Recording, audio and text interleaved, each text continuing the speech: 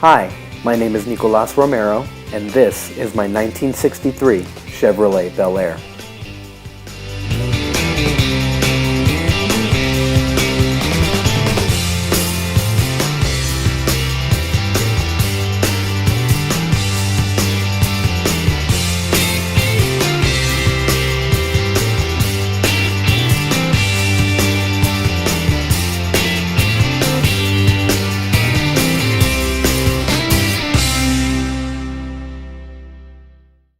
So the first item I decided to tackle was the transmission.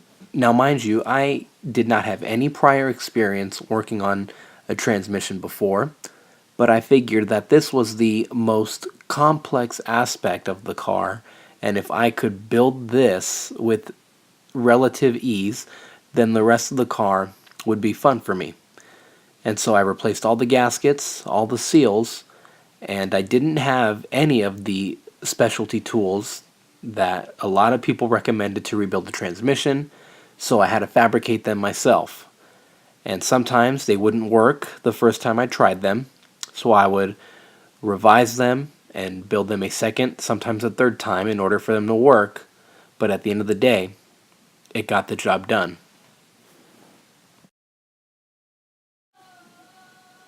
So the process for restoring a lot of these parts would go like this. I had this lower control arm for the rear coils like this one, and this is how it looked, original, untouched.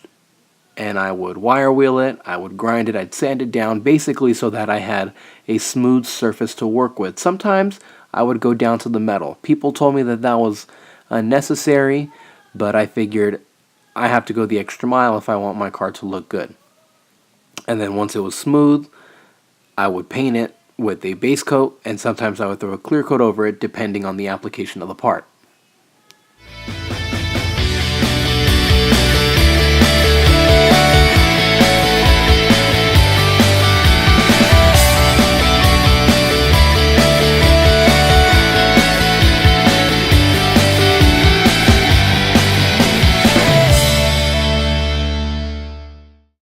Here's a clip of myself laying down the paint.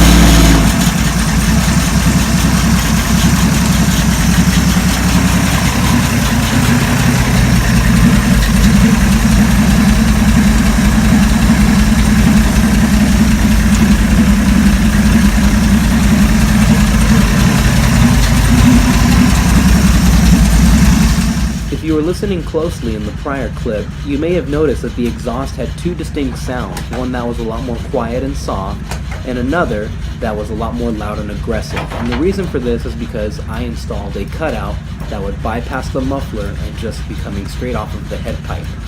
The reason people do this, and the reason why I did this, is because I wanted to show off the hard work that I put into rebuilding my motor and I wanted it to sound a lot more mean and aggressive to enhance the appeal of the car.